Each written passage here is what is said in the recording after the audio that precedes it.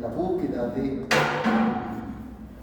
la raíz de ese denominador, hablo entonces que ese sub 1 menos p sub 1 igual a 0. Obligo al denominador a igualarlo a 0 para que se forme una ecuación.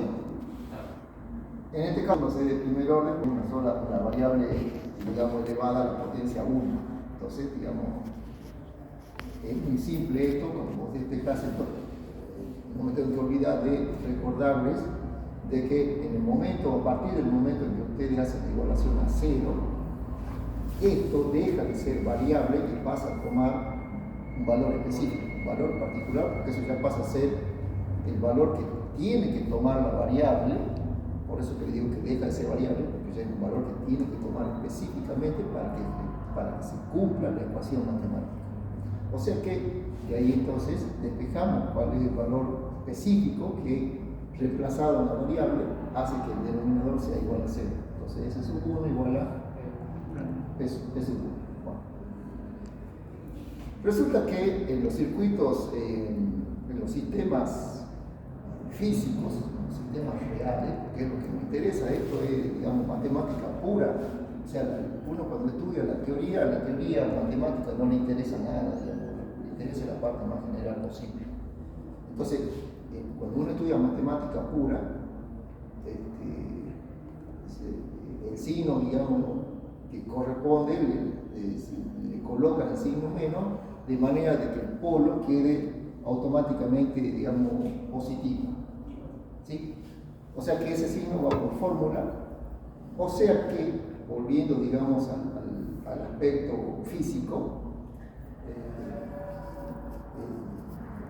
las funciones de transferencia en la vida real tienen los coeficientes siempre positivos. O sea que en realidad, y si no, veamos un ejemplo, mira, porque nosotros estamos recontra acostumbrados, por ejemplo, a esta expresión matemática, ¿de acuerdo? Sí. Estamos recontra acostumbrados a eso. Bueno, ahí ya tenemos una función de primer orden. O sea que, y por supuesto que representa un sistema físico real, y ahí se verifica justamente lo que te estoy diciendo, ¿no? Que tiene los coeficientes positivos.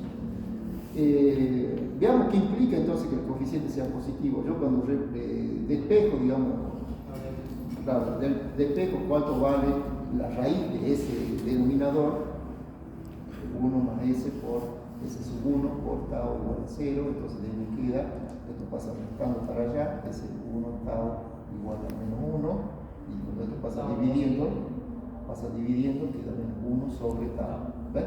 O sea que de ahí yo deduzco entonces de que lo que nosotros hemos estudiado tanto, digamos, desde el punto de vista del dominio del tiempo, desde el punto de vista del plano complejo, la raíz del denominador está en menos 1 sobre tau. Y las raíces ya en términos generales del denominador se denominan polos. Las raíces del numerador, si es que las hubiera, son los ceros. Entonces, como esto forma parte de un número complejo, tiene una parte imaginaria. Claro, por supuesto, tiene una parte imaginaria que en este caso es muy particular, es de igual a 0, porque hacemos de cuenta que dice ahí más j por 0. Entonces, o sea que es un número complejo, eso es lo que yo quiero decir, es un número complejo, es una constante, es un número complejo. Por lo tanto, justifica hacer un gráfico en el mapa de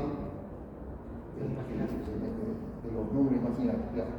Componente real, componente imaginaria, este es el plano S, porque ahí sí coloco la variable, lo que quiero decir, ahí voy a representar cualquier variable numérica. La variable puede tomar cualquier valor dentro del campo complejo, y este es un ejemplo en particular. Entonces, todo lo que sea raíces del denominador, como hemos dicho, se llaman polos, por lo tanto, los polos se representan en el plano complejo como una cruz. Entonces, de ahí es donde voy a decir, bueno, ubicar como un número real, naturalmente tiene que ir sobre el eje real. Entonces, a ver, tiremos un valor, si tau fuese igual a, qué sé yo, a 2, no me interesa. Que la constante de tiempo, 2 segundos, poner que sería de un RC, por ejemplo, ¿ves? Ya sabemos eso. Si el tau fuese igual a 2, entonces S sub 1 sería igual a 1 sobre 2, es 0,5 menos 0,5. ¿Ves? O sea que Ya dibujando la escala, si esto fuese menos 1 y esto menos 2, entonces aquí tiene que corresponder por listo. Veamos ahora cómo se representa el diagrama en bode de una función de este tipo. Siempre que vos tengas un polo, o sea, esta explicación era solamente de explicarte de lo que es un polo, digamos. Bueno, en este caso tengo un polo simple, un polo real simple, que me está queriendo decir que la función de transferencia tiene en su denominador la variable s elevada a la potencia 1. Si la variable s aquí estuviese a la potencia 2 al cuadrado, entonces aquí tiene que corresponder sí o sí dos cruces en alguna parte del plano complejo. Sí o sí dos cruces. Entonces, y así sucesivamente dependiendo del máximo exponente de la variable s. Si ese vale 4, entonces acá corresponde a 4 cruces. Bien. Vayamos entonces. Como acá yo tengo un solo polo, es una función que tiene un solo polo, quiere decir entonces de que el diagrama en bode tiene un solo polo y no tiene ningún cero. Como nosotros ya sabemos, no lo sabemos, ahora lo voy a explicar. Mira, resulta que la función de transferencia tiene un módulo, ¿verdad? Nosotros sabemos que tiene módulo y tiene fase, porque este resultado también es un número complejo. Entonces, supongamos que nos interesamos en el módulo de esa función de transferencia. Cuando vos te preocupas por encontrar el módulo, imaginariamente vos podés hacer una idea gráfica para saber más o menos cómo va a ser el módulo de una función de transferencia compleja. Y eso se lo hace en función del mapa complejo, el mapa S. Entonces, hace de cuenta que esta tabla yo la saco de la pizarra y la pongo acá. ¿Sí? Voy a hacer vuelo de imaginación. Entonces, si vos tenés aquí, para que ustedes imaginen bien, sería así el eje imaginario, positivo para allá, eje real, positivo para allá. O sea que el origen de coordenadas, ponele que esté acá, ubicado a esta altura. O sea, eje real para allá y eje imaginario para allá.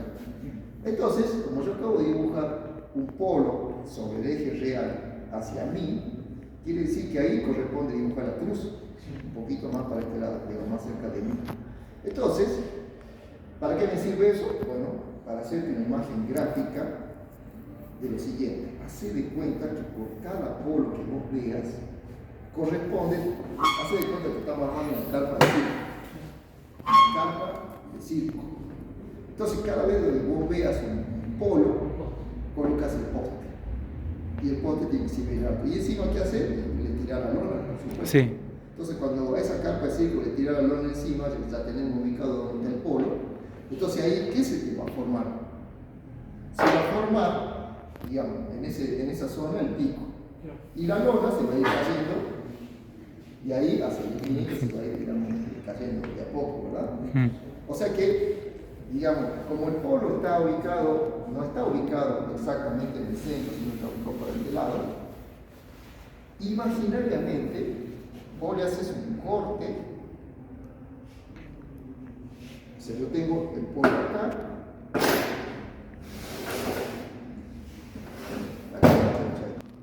hace de cuenta que el polo está ahí y el eje imaginario entonces pasa por el eje imaginario por acá.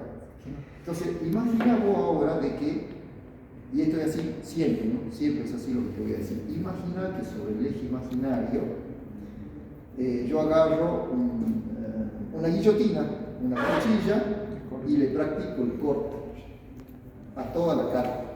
Hacé de cuenta que la carpa está endurecida, por supuesto, para que no se te caiga nada, ¿no? Pero cuando vos le haces ese corte con la guillotina, la carpa te va a dibujar una curvatura. ¿Lo ves? Pero como la punta del poste no está coincidiendo con el eje, entonces acá vos solamente vas a ver que la curvatura hace así y va subiendo gradualmente. Acá llega a un valor pico, pero tiene un valor finito, tiene una altura fija, digamos. Entonces, eso te sirve para saber cómo hacer la respuesta de este sistema. Por lo tanto, ahora sí me toca dibujar entonces, mira, Si yo hago el dibujo entonces de lo que te acabo de decir, HDS, módulo, ¿verdad? Es lo que acabo de decir, ¿no? Módulo, que es lo que me interesa.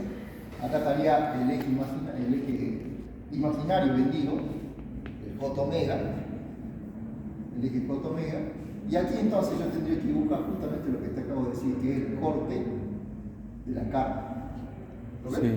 Entonces ahí vos te das cuenta que se trata de un filtro paso bajo porque está dejando pasar baja frecuencia y la alta frecuencia lo está anulando. Eso puede hacer, ese análisis que te acabo de mostrar, lo puede hacer para cualquier función de transferencia con la cantidad de polos y ceros que vos quieres. ¿Sí? Entonces todo va a depender de la posición de polos. Porque hay sistemas, por ejemplo, segundo orden, que no tienen los polos acá, los tienen aquí. Es decir, hay sistemas que son de segundo, o sea, segundo orden significa que tiene una red eléctrica que contiene una bobina, por ejemplo, un capacitor. Entonces, de segundo orden. Entonces, cuando las respuestas no son,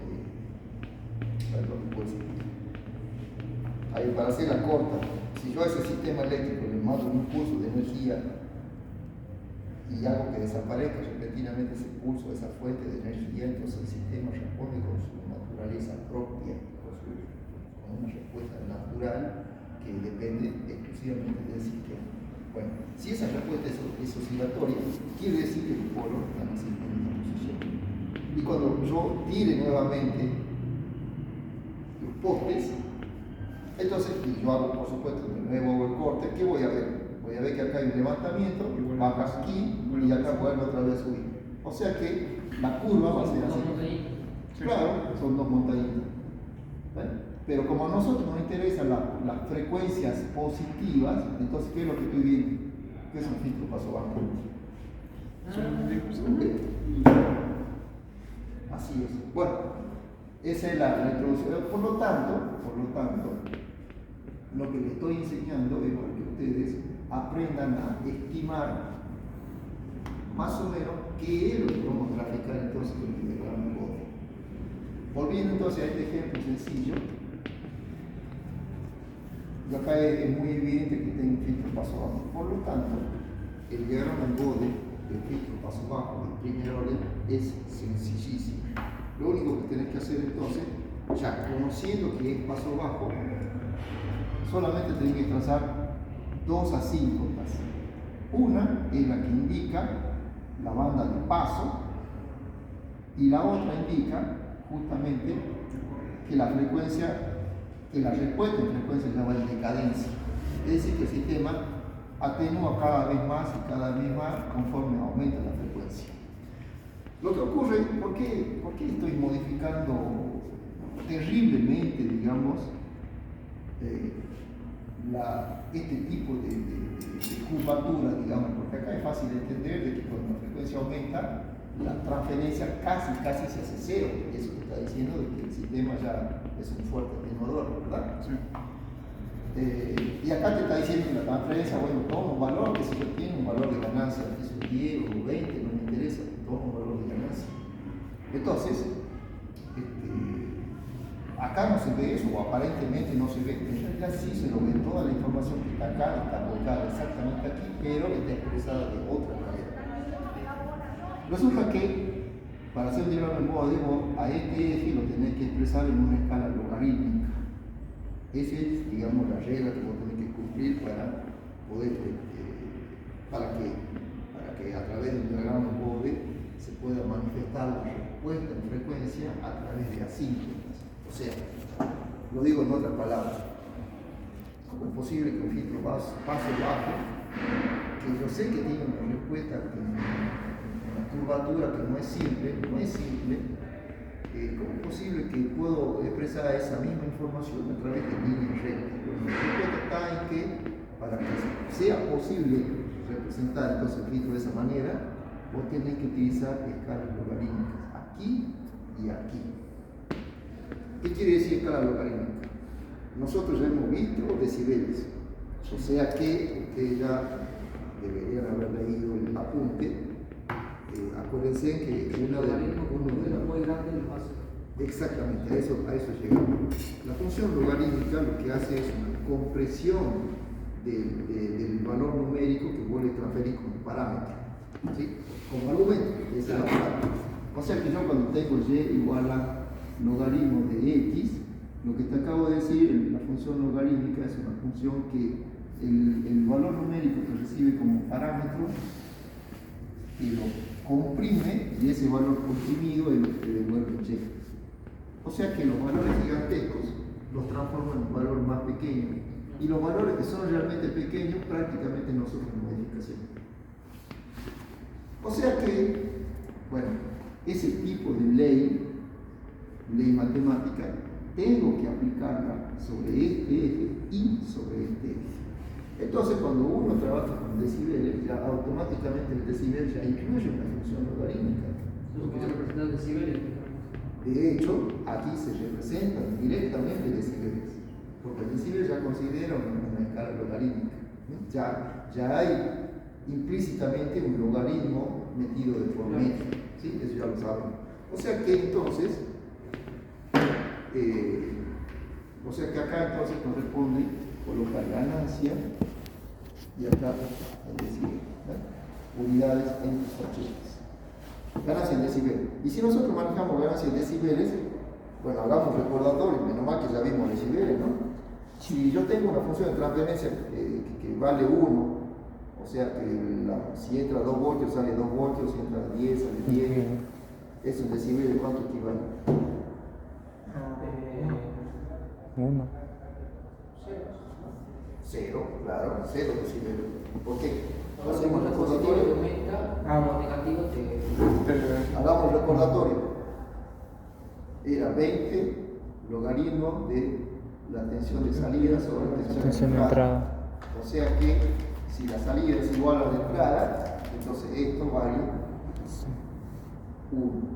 La relación vale 1 porque salen 10 voltios y entran 10 voltios, entonces 10 sobre 10, 1. El logaritmo de 1 es 0. ¿Sí? Porque 10 elevado a 0 da 1. Entonces 0 multiplicado por 20 te da 0. Entonces, cuando yo me fijo un paso bajo del tipo RC, ahí nosotros sabíamos que en muy baja frecuencia la ganancia era 1, porque todo lo que entra sale directamente. Bueno, o sea que esto valía 1 para el caso del filtro paso bajo con capacitor de 1. O sea que esto expresado en decibeles es exactamente lo mismo decir 0 decibeles. Bien, o sea que ahí están los 0 decibeles. Ahí empieza, cuando yo coloco esto en 0 decibeles esta línea, ahí ya estoy empezando a indicarte la misma información de lo que está acá. Bueno, pero ¿y acá qué va? Acá va el logaritmo de f.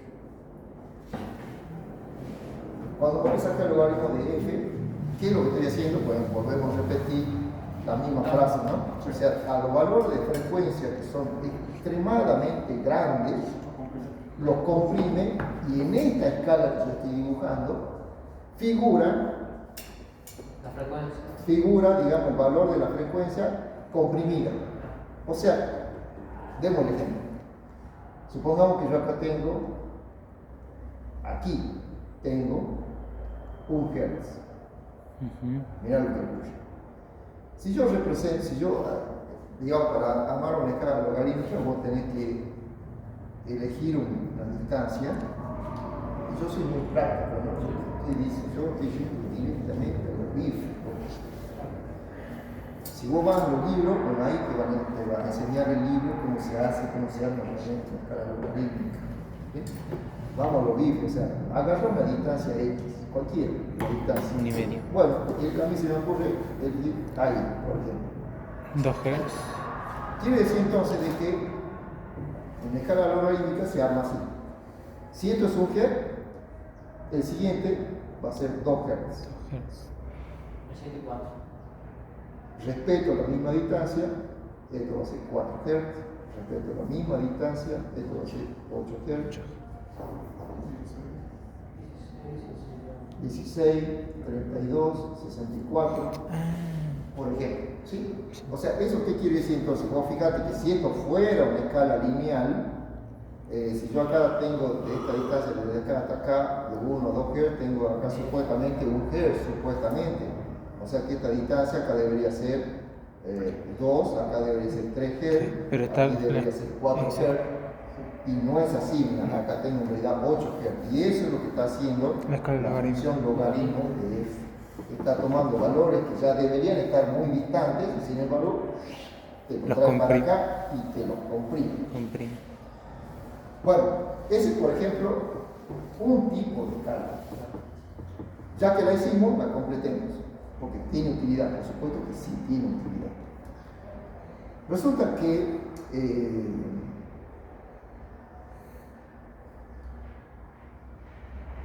bueno, yo no lo quise hacer coincidir deliberadamente, ¿no? Pero creo que debía haberlo hecho coincidir. No importa, vamos a seguir. ¿Qué tal? Los muchachos, ustedes están liberados, así que los muchachos están acá porque bueno, yo vengo a dejar mis cosas. Bueno, no hay problema. Quiere decir esto, mira. Bueno, entonces ya aquí es donde ya yo termino de especificarte cuáles son las condiciones que vos tenés que respetar para que esta gráfica se convierta en una línea recta. Esa es la condición. Si vos respetas esta condición, listo, entonces vas a tener la libertad de utilizar asíntotas. ¿Sí? Eso es, en sentido estricto, son asíntotas. No te olvides, acordate del concepto de asíntota. ¿Sí? Asíntota, que es una línea imaginaria donde la función original en realidad nunca toma los valores de esa línea imaginaria. ¿Está bien? Bien.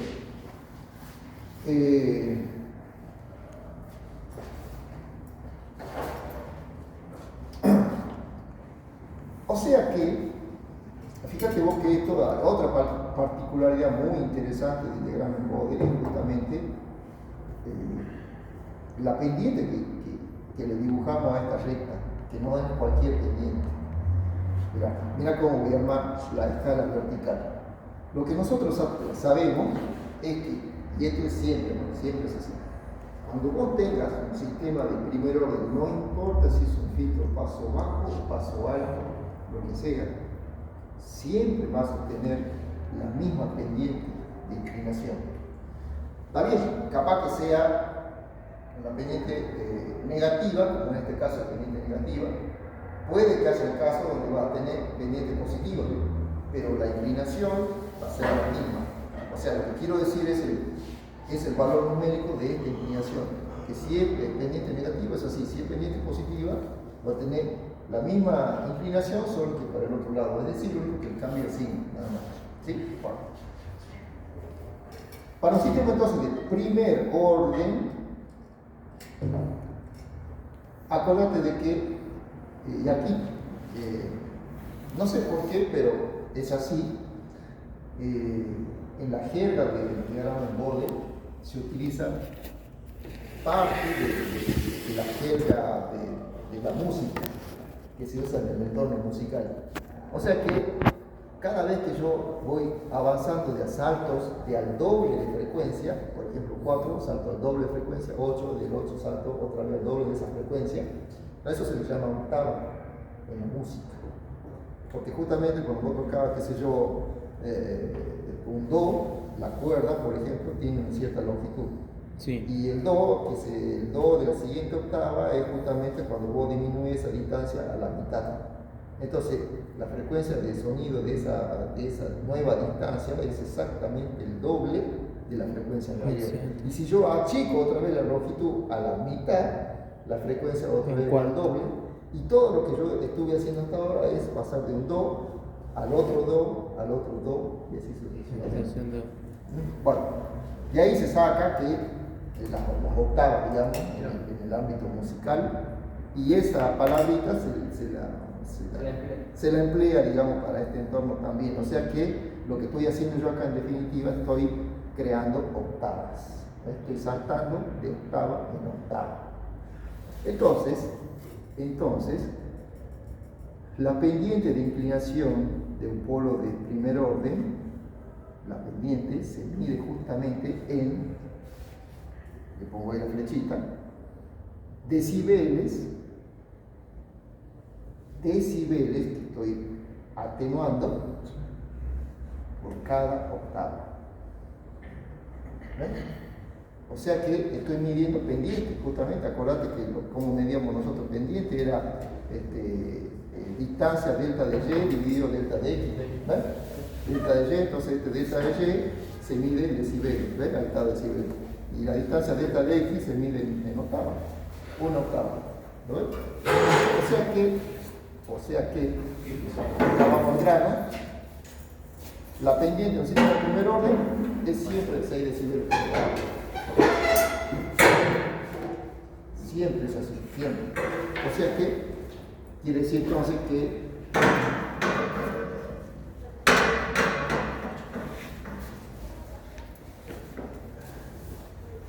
como yo ya sé que esa distancia es una octava, esa misma distancia no importa, hace de cuenta que yo tengo una reglita que está cortada justo a esa distancia, está marcada. No importa yo hacia dónde mueva esa reglita, esta es una propiedad, una particularidad de las escalas logarítmicas. Si yo agarro esa reglita que tiene esa medida y yo la llevo a cualquier parte de la escala, por ejemplo, la marco aquí, mido con la regla, ¿dónde mide? Acá. Bueno, ¿qué quiere decir eso? Que el valor ese que corresponde acá, que capaz que sea 6 decibeles, 6 Hz, esto se activa a corresponder 12. ¿Ves? 6, 12. Bueno, esa es otra particularidad de lo maravilloso, digamos, de la escala logarítmica. Bueno, lo que quería decirte entonces es que como esa distancia es una octava, si yo empiezo a contabilizar desde acá, quiere decir que hasta ahí yo voy a tener una octava, ¿verdad? Entonces quiere decir que ¿qué acabo de decir yo? Que esta pendiente siempre es la misma, siempre es 6 decibeles por octava para el sistema del primer orden. Entonces, voy a borrar esto para que no lo confundan, ¿sí? Para que no se confundan. Quiere decir entonces que como yo avancé de aquí hasta aquí, que es donde comienza, ¿no? esta pendiente, avanzo una octava, quiere decir que en el eje vertical yo tuve que descender 6 decibeles. Por lo tanto, automáticamente ya conozco exactamente cuánto vale ese punto. Eso vale menos dB. ¿Sí? Sí. Por lo mismo, vuelvo otra vez a avanzar otra octava que corresponderá por acá. ¿Y ahí cuánto va a ser esto entonces? 12, menos 12, y así sucesivamente. ¿Sí? Entonces, de esa manera se arma, digamos, la escala de una gráfica de Hopf.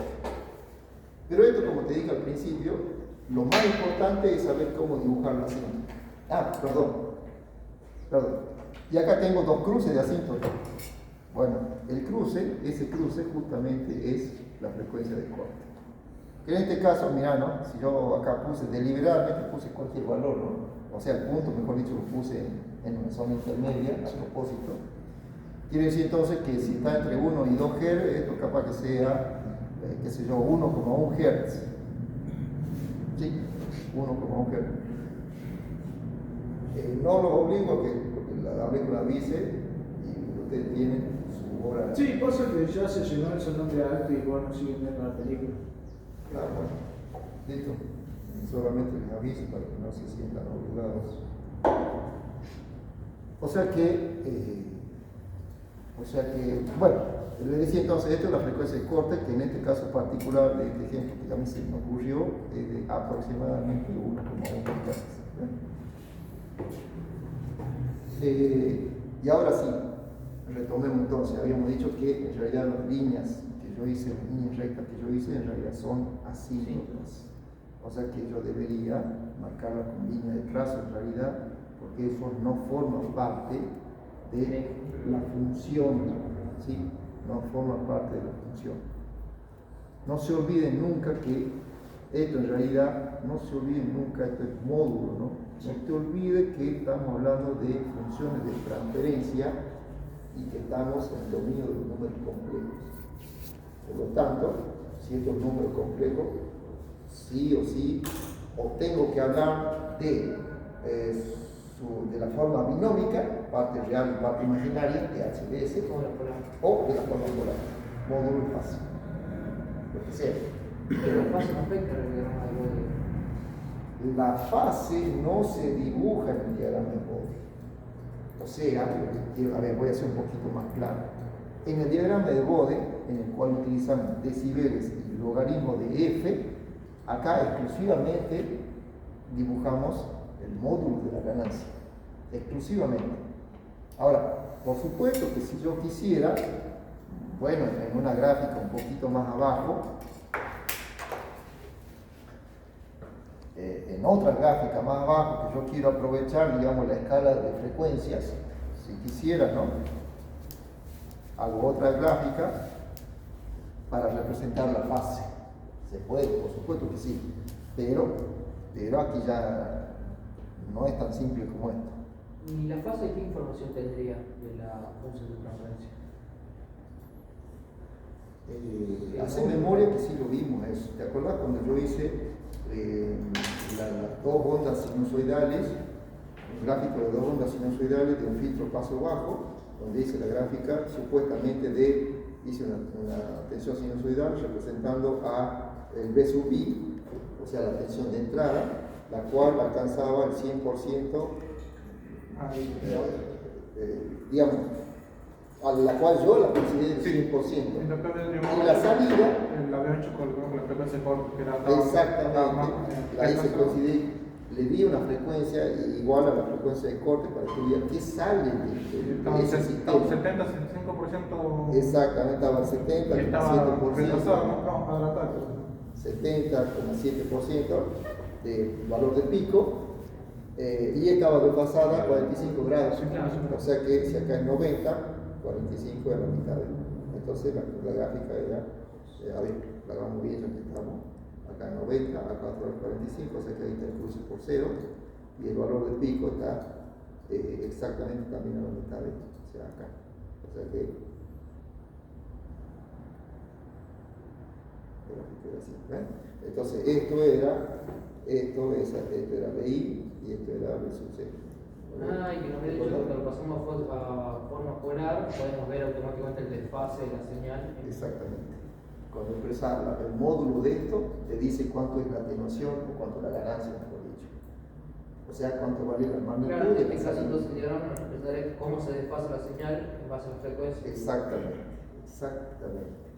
O sea que a la frecuencia de corte, el diagrama de fase le corresponde 45 grados. Menos 45 grados, sí señor, está bien, menos 45 grados. O sea que acá ya le coloco una escala lineal, aquí ya es menos 45. Y adivina qué pasa cuando la frecuencia se hace muy alta. ¿Más 45? No, es menos 90 casi. O sea que esto en realidad es así. Así pasa por ahí y después al último se termina estabilizando en menos 90.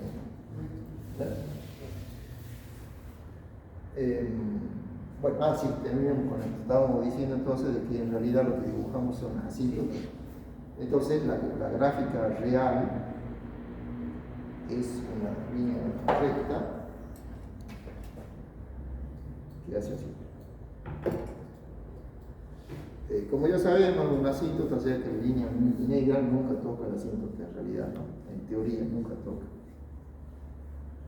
Y esto, ahí es donde sí se manifiesta una pequeña curvatura y luego continúa exactamente la misma tendencia de la línea recta. Se acabó, eso es diagrama en Bode. ¿Y cómo saber cómo es este puntito? Fácil, porque a la frecuencia de corte esto corresponde con los menos 3 decibeles. ¿Ve? O sea que en realidad ahí yo le pifié. Ahí yo ya tenía que haber dicho, mira, tomamos los 6, partimos 2, que está acá, 3 decibeles, y ahí es el punto de paso. ¿Ven? Entonces ahora, así, y de ahí pasa. Eso es todo.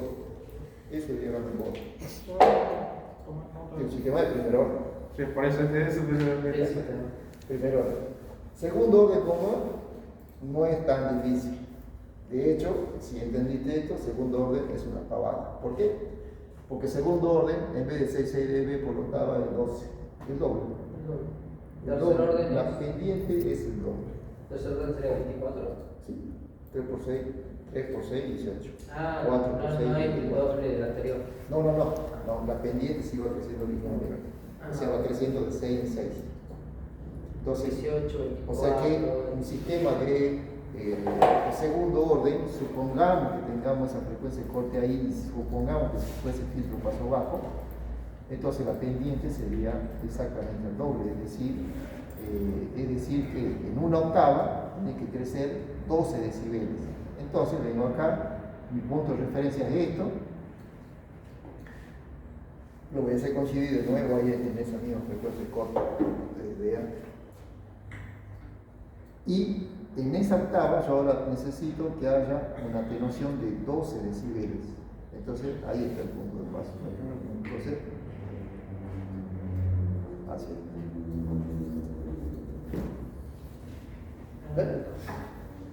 Si fuese de tercer orden, son 3 por 6, 18. O sea, por acá. Entonces, Menos 18. por cada uno está más o menos orden que sea, va a ser Para acá. va a ser más pronunciado la curva que ve. Esa, la recta. La recta. Es más, cada se hace cada vez más vertical. Y eso te está diciendo, ¿qué te está diciendo? Que el filtro se comporta de una manera más selectiva. Porque realmente está discriminando entre lo que es baja frecuencia de lo que es alta frecuencia.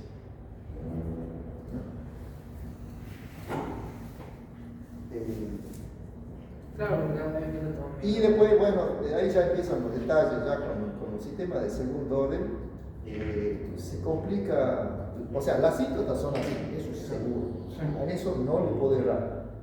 En algún momento, o sea, si las frecuencias son muy bajas, la curva, hace de cuenta que toma el valor de la asíntota. Y si las frecuencias son muy altas, la curva real toma el valor de la asíntota prácticamente, ¿sí? Cuando se complica esto, entre comillas, se complica, es en la zona de la frecuencia del corte o frecuencia de resonancia, si fuese de un paso bajo. Entonces, si es, por ejemplo, un sistema filtro paso bajo de segundo orden, sería así, por ejemplo: bobina, capacitor, así, ¿ven? Paso bajo de segundo orden. Pero resulta que si yo a esto más o menos calculo la frecuencia de corte que está muy cercana a lo que sería, digamos, la resonancia de L con C, entonces se va a producir una elevación de tensión. Hagamos un poquito de memoria. Supongamos que yo pongo un valor de L y de C, y con esos dos valores voy a la formulita clásica y le encuentro la frecuencia de resonancia. ¿Sí? Supongamos que acá le pongo un ohmio. Supongamos que esto para ser fácil de rápido acá.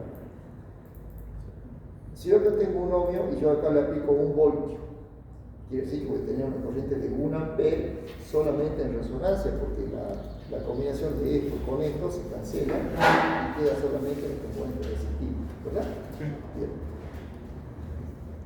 Pero no te olvides que en realidad la reactancia capacitiva sigue existiendo y la reactancia inductiva también, por supuesto.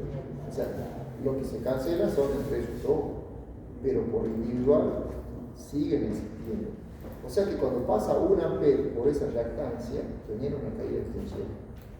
O sea que si esto vale, por ejemplo, 10 ohmios, la reactancia capacitiva, por ley de Ohm y por Z, digamos, por XC, se da la caída de tensión acá, que sería 1 ampere por 10, ¿cuánto es? 10 voltios. ¿Cómo es posible? Pero si yo acá apliqué un voltio. Por eso ya filtro que como que aplica una pequeña ganancia. ¿La mesa? Sí, hay ganancia de tensión, claro que sí. Sí, la hay. Si yo le aplico un voltio, te aseguro que sí es posible que llegue a salir 10 voltios cuando salir. Pero eso, ¿a qué frecuencia? Tiene que ser a esa, a la de resonancia, que estos dos sistemas.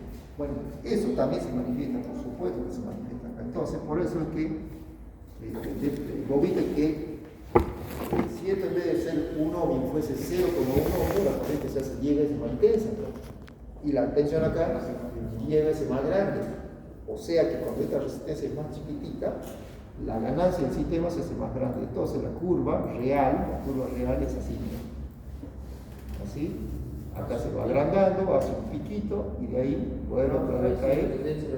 Y ahí, sí, y ahí acompaña la asíntota, que ahí me acabo de equivocar, porque tenía que, no. No tiene que pasar la frecuencia que corta. No, sí tiene que ir por arriba, pero no de esa de asíntota, es de la otra. No te olvides que es segundo orden. Acá, porque era esa Sí, era porque ahora segundo orden. ¿Lo ves? Sí. Bueno. Y así se hace más selectivo el filtro. Y así se hace más selectivo, o sea que cuanto más chiquitita es la componente disipativa del sistema, entonces esta tensión se hace más grande, la ganancia del sistema se hace más grande. No tengo que hablar de tensión, tengo que hablar de ganancia. Ganancia de decibel, claro. Bueno, y si este pico, por ejemplo, no alcanza los 3 decibeles positivos, ¿qué quiere decir entonces? Lo duplica. En tensión no era lo duplicado. En tensión se multiplica por raíz de 2. 1,4 me parece que era. 1,41, Sí. 42. Bueno, así se hace entonces el diagrama de Bode de filtro paso bajo de primer orden, filtro paso bajo de segundo orden.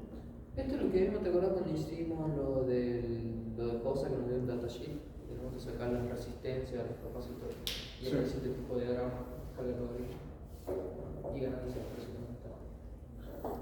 Si vos tuvieses, por ejemplo, hay reglitas generales, acá te acabo de contar una con respecto a los polos, ¿no es cierto? Es siempre que haya un polo, pero no te olvides que también existe la posibilidad de que haya ceros, Claro. o sea, 1 más S Bueno, en el filtro pasado, pero. por 0, 0, 1, perdón, me estoy hablando acá. Sería, no lo quiero confundir esto, por supuesto que acá puede haber una constante numérica, qué sé yo, acá no me interesa, no quiero confundirlo, es una constante numérica, así como acá también hay una constante numérica. Lo que pasa es que vos acá cuando vos despejás el valor de S sub 2, me va a dar justamente menos 1 sobre K. Y a eso se le llama cero de la función. Entonces, ¿en dónde esté ubicado el cero? La gráfica, o sea, todo lo que te acabo de explicar para polo es válido exactamente igual para el cero, pero con la única diferencia de que la pendiente no es negativa, sino es positiva. O sea, aumenta, ¿cómo sería? Pero la ganancia aumenta en el momento que llega al cero. La ganancia aumenta desde la frecuencia de corte, entre comillas, digamos, donde se encuentre, digamos, el cero. ¿Sí? O sea que, supongamos que estos dos tienen los mismos valores, K y tau, suponte que sean de los mismos valores, el mismo valor numérico, significa entonces que la gráfica del cero, yo la haría así. Ahí va por acá, y a partir de aquí le tengo que dibujar la asíntota que se va hacia arriba. Así sería. Y ahora que me ponen el filtro paso alto, tenemos la S arriba. No, el numerador. Bueno, hicimos la de. Que era L sobre C, me parece que era. Es la constante de tau. ¿Cómo decirlo? Era S sobre 1 más S tau, me parece que era. S sobre 1 Más S tau. claro, sí lo vimos nosotros también. Lo vimos, el circuito paso bajo tiene ese, sí, es un, ¿cómo se dice? Un cero en el origen. En el origen. O sea que cuando vos tenés el S en el numerador, cualquier valor de S anula todo el numerador, bueno, S igual a 0. Entonces, en 0, ahí se coloca el 0. Así se representa el 0 y así se representa el polos. Bueno, así se hace el mapa de polos y ceros. Entonces, el tema es que, menos mal que tocaste el tema. Yo lo que te enseñé es que las asíntotas son así y así, ¿verdad? Pero si es que lo tuviese, como lo hice recién, ¿no? Ten mucho cuidado. Esto es un factor del tipo 1 más ese K, por ejemplo. O dicho de forma general, S más Z sub 1, que vendría a ser el valor del 0. Bueno, en realidad más con signo negativo, pasa que nosotros, ya te acabo de decir que, bueno, te había dicho que los polos, cuando se trata del denominador, siempre son positivos. En realidad aquí ya no hay esa restricción, aquí sí puede ser positivo o puede ser negativo, ahí no hay restricción. Pero esto es para los ceros y esto es para los polos. ¿Qué te iba a decir? Ah, sí, bueno, justamente ahí iba a ser la salvedad, porque cuando vos tenés el punto de cero en el origen, tenemos cero en el origen, el diagrama de Bode ya no se hace con esta línea así y después de aquí para allá, sino se hace directamente una línea directa, así con la inclinación, con esta misma inclinación. O sea, claro, así que considera, digamos, el origen, no viene la línea por el lado negativo. La línea es directamente completa. Viene desde el menos infinito y se va hacia el más infinito. Solo en el caso de esa, en ese caso. Sí, solamente. Y si fuese un polo en el origen, entonces otra vez es una línea así. Ten en cuenta de que en el diagrama en Bode, como acá tenemos nosotros el logaritmo de f, si yo quisiera, o si tu profe te hace la pregunta con trampa, ¿dónde ubicarías vos ahí el 0f, o sea, 0 Hz, por dicho? En esta escala, ¿dónde ubicas el 0 Hz? La respuesta es directamente, no se puede graficar 0 Hz en esta escala. No se puede, no es posible. En todo caso, si yo quisiera acercarme a 0,0000001 Hz, tendrías que irte hacia el menos infinito. ¿Sí? Esa es la respuesta.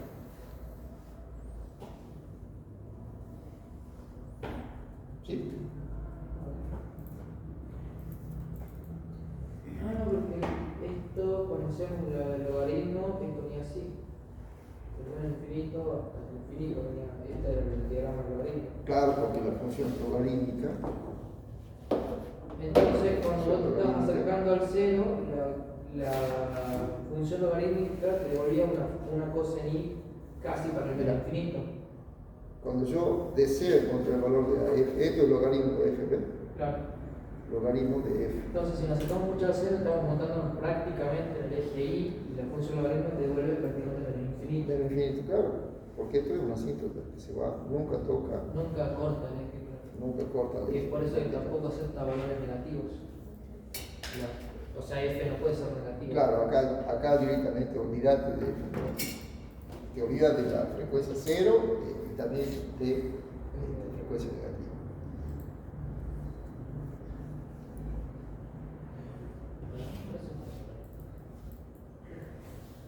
Y cuando se multiplica el logaritmo, o sea, solo se mueve, digamos, el logaritmo, o sea, la gráfica del logaritmo, lo que es esa, cuando se multiplica por una constante, se mueve sobre el eje. Esta función de Sí, sí, cuando se multiplica, por ejemplo, o solo se eleva para arriba.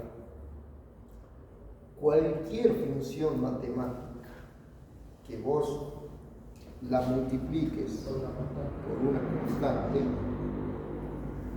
K, o K sub 1, equivale a, si K sub 1 es mayor que 1, ¿no?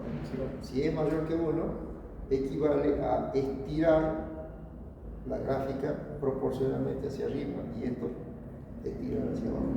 O sea, hacer de cuenta que los ejes, yo lo agarro de los dos extremos y lo estiro. Entonces todo se hace en un plano de mayor magnitud, digamos.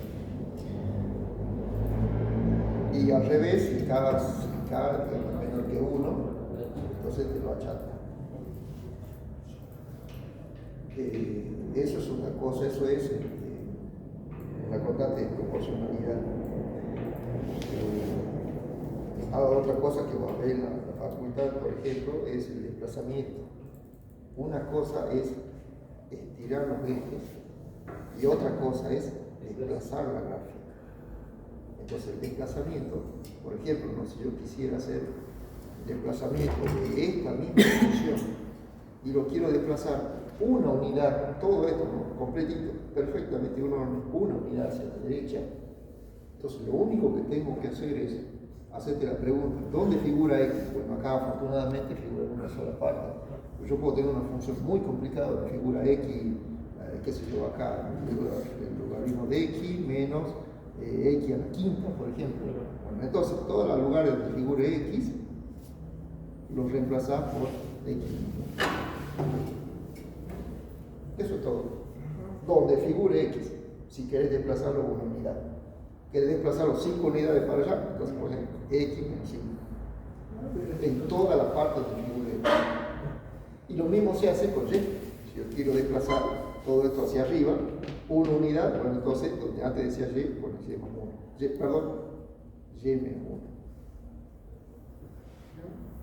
Y ahí está el desplazamiento. Entonces vos cuando ves, fíjate, ¿no? Reemplazo Y por Y menos 1. Y esto es fácil de darse cuenta o verificarlo. Mira, ese menos 1 lo paso para allá, queda más 1. Bueno. Y ahí está justamente el desplazamiento. ¿Ya? Solo que la forma general se hace de esta manera.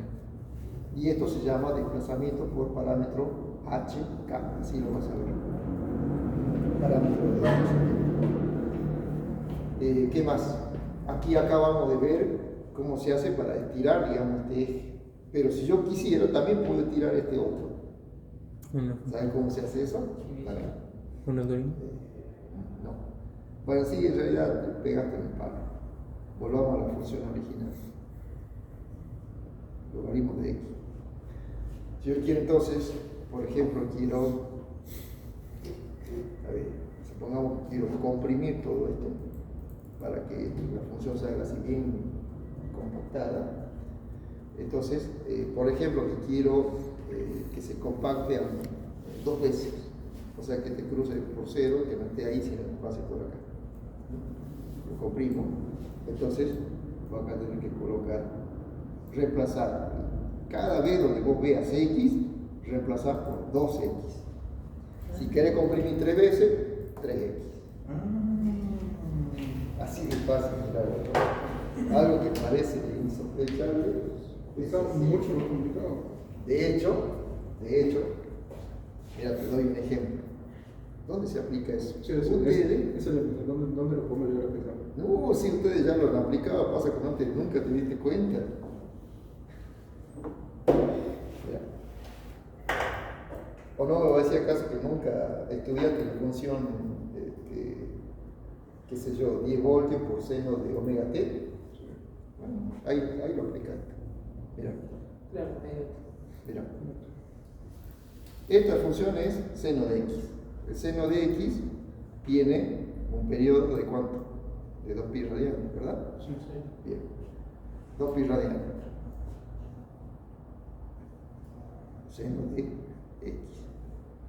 ¿Qué pasa si yo acá le multiplico por seno de omega de x?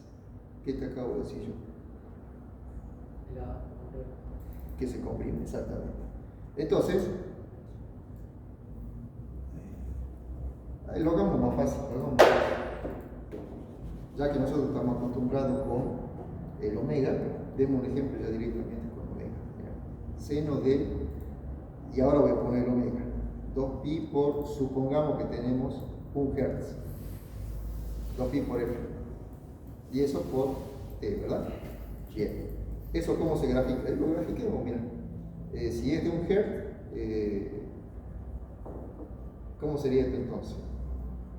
Si esto es 1 Hz, si 1 Hz bien digo, el periodo t sería de 1 segundo. Sí. O sea que esto en la variable t, esto valdría 1 segundo. Bien. Fíjate vos, ¿no? De que yo ahora, ¿qué es lo que quiero hacer? Quiero averiguar qué pasaría o cómo sería la función si es que a todo esto yo lo multiplico por 50. Entonces me quedaría seno de 2pi por 50 veces lo que yo tenía antes dentro del argumento. ¿Y eso qué significa? ¿Cómo se grafica esto? Y bueno, Nosotros ya sabemos de memoria que si la frecuencia es de 50 Hz, el periodo es de 20 milisegundos. O sea que el periodo ya no es más esto, sino es 50 veces más chiquitito. Entonces el periodo está más así. ¿Ves lo que hiciste? Sí. Acaba de esa misma forma de comprimir el electrón.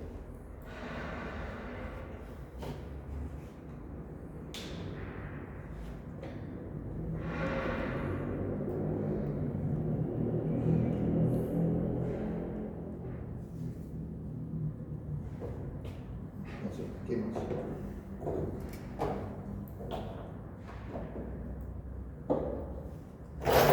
¿Alguna otra pregunta?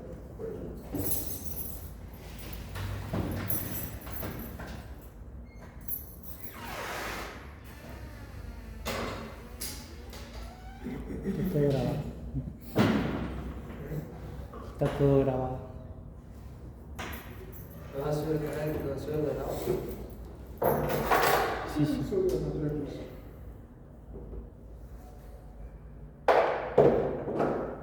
No, venga, dale, Navarro. Sí. Cuando hablábamos de los bloques I y D, ¿no? Nosotros habíamos dicho que el bloque P siempre con la señal de error. ¿No? El bloque P, si está solito, siempre deja Una señal de error. un margen, una señal de error. Pero el bloque I no elimina completamente la señal de error, ¿no? Sí, o sea, en la práctica debe quedar algo. O la elimina completamente. A ver, mira cómo respondemos tu pregunta. Supongamos que no la elimina completamente. O sea que siempre queda un remanente, hay una pequeña diferencia que está molestando. Si el sistema no es exacto, cuando esto se realimenta, quiere decir entonces de que la salida no es exactamente igual al set point, sino que está un poquitito por debajo, siempre molestando esa diferencia. Si esa diferencia siempre existe, entonces ¿qué va a pasar con esa señal positiva, pero muy chiquitita, ingresa acá? Y si la señal ingresa positiva a un integrador, su salida sigue creciendo. Ah, sí. O sea, la única manera de detener a un integrador es haciendo que la entrada valga 0 directamente. Si la entrada vale 0, recién ahí el tipo se detiene y se congela con esa tensión. Entonces no hay forma que deje pasar. O sea que en realidad, digamos, mientras la señal de error exista, el integrador va siempre trabajando para que se anule directamente. Por supuesto que cuanto más pequeña la señal, también es más lento el crecimiento. ¿Sí? Y cuando la señal de error queda totalmente cero, ¿el bloque P no dejaría de aportar tensión al Sí, sistema? señor, por supuesto, sí, es correcto. Justamente cuando entonces nosotros agregamos el bloque I al tipo P y se transforma en un sistema tipo PI, la ventaja de esto habíamos dicho de que esta señal prácticamente se hace, Sí, a bueno, fines bueno. prácticos, esto y esto se hacen igual. Por lo tanto, la señal de error definitivamente llega un momento donde ya la consideramos que esta señal es igual a 0 directamente. Entonces, si esto vale 0 por cualquier cosa, ya me da 0. Quiere decir entonces que la participación del bloque P automáticamente desaparece. Ya no es necesario. Toda la tensión, Está aportando el bloque I. exactamente, la tensión para estimular la planta ya lo hace el bloque I. Entonces el bloque P es acelera primero y después le da el mando al bloque I, sería algo así. Exactamente. Primero, exactamente. Entonces, el bloque P te da la dinámica inicial, digamos, cuando el sistema arranca, para determinar qué tan rápido va a responder la salida para que alcance el valor estacionario. Y cuando ya está, digamos, cuando la salida intenta desviarse por culpa del famoso error propio del controlador tipo P, entonces el integrador ahí va haciendo su trabajito lentamente y gradualmente, de manera tal de quitarle ya importancia al bloque P. Sí, señor. Bueno, todo esto que estamos hablando, esto se llama dinámica. Esto es la parte, ya hemos entrado en parte difícil. Yo me acuerdo que P, Esto digamos, no es si fácil. necesitaba una señal de error, entonces digo, si el bloque I hace 0, entonces el bloque P nos puede aportar más tensión. Sí, señor, así es.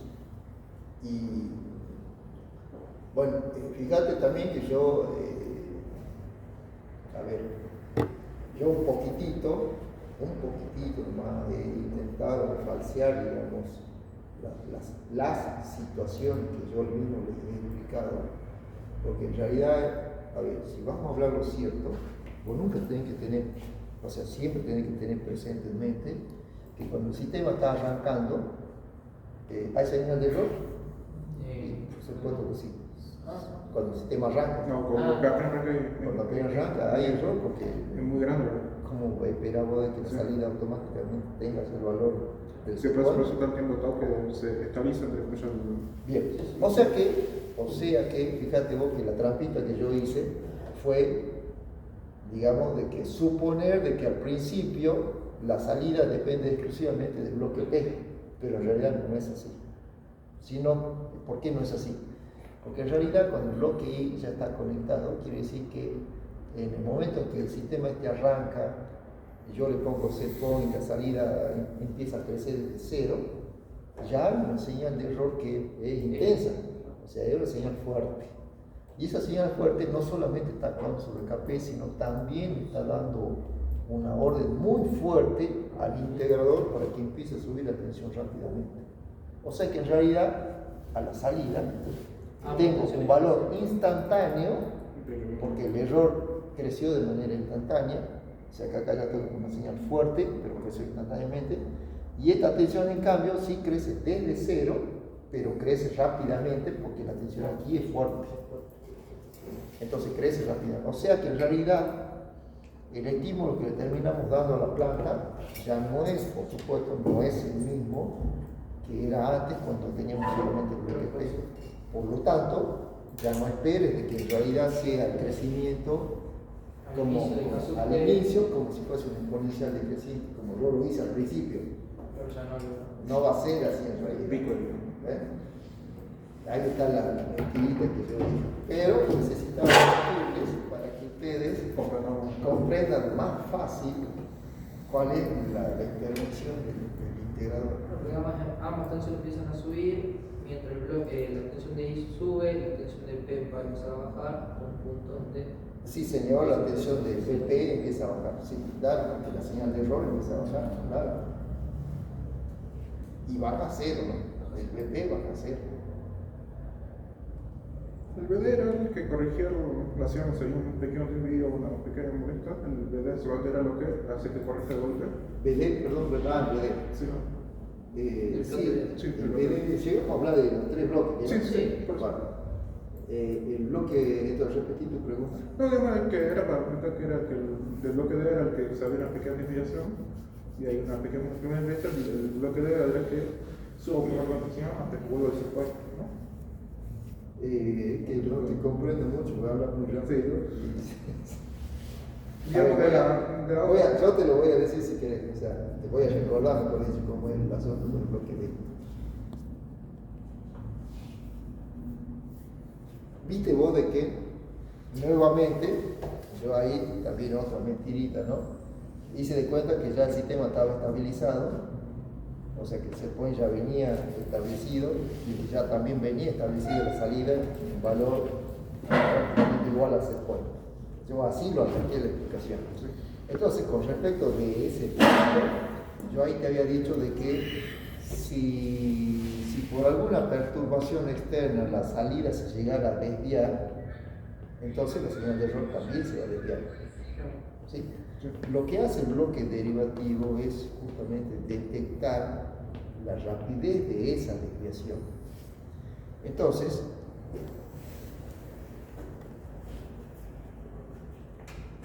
mira una cosa curiosa. La señal de error habíamos dicho que es igual al set point menos la tensión de salida, ¿verdad? ¿Qué pasa si yo quiero encontrar la derivada del error con respecto al tiempo? ¿A qué sería igual? A la derivada del set point menos la derivada de la salida, respecto al tiempo, por supuesto.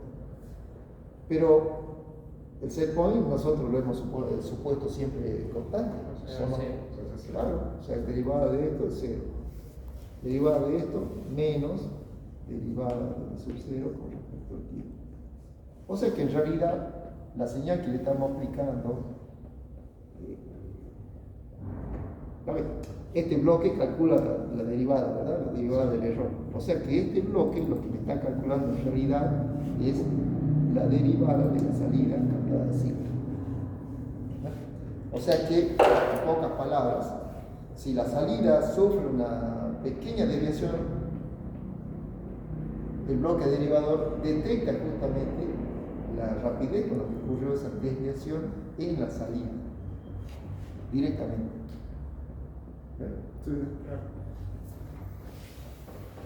En función de esa rapidez de cambio, o sea, si la salida cambió muy, pero muy lentamente, bueno, el bloque derivativo no te va a acusar aquí un valor grande de intención de suceder.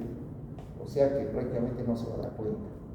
El bloque derivativo lo que sí te va a detectar bien son cambios, cuanto más rápido es el cambio, la salida aquí más grande va a ser. Y digamos, en el momento inicial del sistema, si digamos, tenemos el set point y tenemos salida 0, entonces al iniciar tendríamos... Tenés set point y salida 0, dijiste, Claro, ¿no? sí.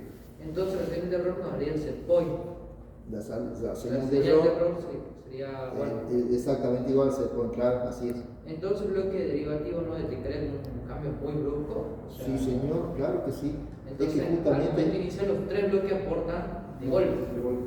en realidad, el que sí o sí aporta de golpe es este y este.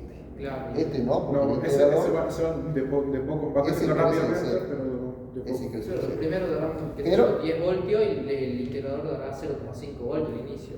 Mira, Algo así. para. El integrador, acordate que lo único que sabe hacer es partir de cero y crecer. O sea, Ahora, ¿cómo es la tensión acá? ¿Es la máxima que puede haber? Sí. Entonces, la rapidez del integrador va a ser rápida. O sea, va a actuar rápido y va a crecer su tensión rápido y va a molestar el resto del sistema rápidamente. ¿Entendés? O sea, va a interferir junto con estos. O sea, no va a interferir entre los tres, prácticamente están dando su máximo aporte en el arranque. Sobre todo, de hecho, en realidad lo más delicado de esto, lo más delicado de este tema es justamente lo que vos estás diciendo, es que en el arranque, si yo le aplico directamente un set point y la salida estaba en 0, el flanco que sufre la señal de error es rapidísimo. Eso pasa a ser ya una Y eso sería una tasa de crecimiento muy alta. elevadísimo, elevadísimo. O sea,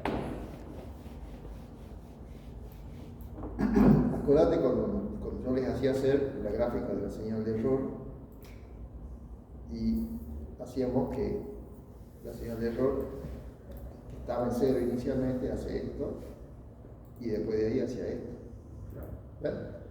Entonces, lamentablemente, acá tenemos esta es la desventaja de colocar un derivador perfecto en el bloque PID, que en esta zona, ¿qué pendiente tenemos? Tenemos una recta vertical. ¿Y cuál es la pendiente de una recta vertical? Infinito. infinita O sea que esta pendiente M tiende al infinito. Ajá. ¿Y qué es lo que hemos dicho que hace este bloque? Detecta pendiente. O sea que este bloque, en el arranque, Da todo el da todo lo que podemos. te va a saturar directamente. Hace ¡bum! Tira para arriba.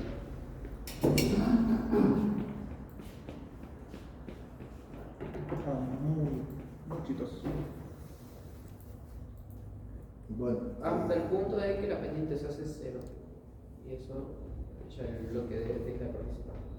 exactamente. Cuando la tensión de salida se estabiliza y la pendiente es 0, entonces el bloque D desaparece. Entonces queda solamente el bloque integrador. El bloque integrador. Mira, bueno, cualquier cosa, ¿no? Qué maravilloso que esta teoría, es increíble. Cada bloque tiene su propia dinámica, su propia lógica de funcionamiento. ¿Qué vamos en comunicaciones, por favor? ¿Ah? ¿Qué vamos en comunicaciones? En comunicaciones tenemos que ver cálculo de antena, por lo menos. Cálculo de antena y tenemos que ver también por qué se queman los amplificadores de potencia. Por la desadaptación de interés.